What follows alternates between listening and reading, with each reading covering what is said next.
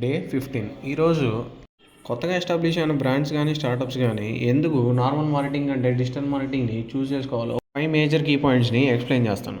Normal మార్కెటింగ్లో only locality wise మాత్రమే marketing జరిగింది. అదే డిజిటల్ మార్కెటింగ్లో అయితే గ్లోబల్ వైజ్ మార్కెటింగ్ జరిగింది.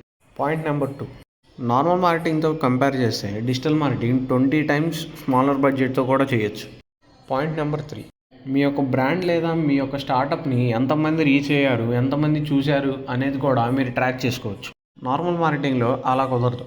పాయింట్ నెంబర్ 4, నార్మల్ మార్కెటింగ్లో మీరు ఒకటే మెసేజ్ లేదా ఒకటే యాడ్ని అందరికీ పోస్ట్ చేయాల్సి వస్తుంది. అదే డిజిటల్ మార్కెటింగ్లో అయితే మీరు కస్టమైజ్ చేసుకొని డిఫరెంట్గా కూడా పోస్ట్ చేసుకోవచ్చు.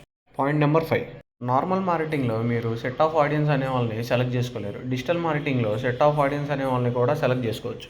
ఈ మేజర్ కీ పాయింట్స్ వల్లే నార్మల్ మార్కెటింగ్ అంటే డిజిటల్ మార్కెటింగ్కి 3x ఫాస్టర్ గ్రోత్ అనేది వస్తుంది. If you need any marketing support, do contact us. Do follow for such interesting marketing content.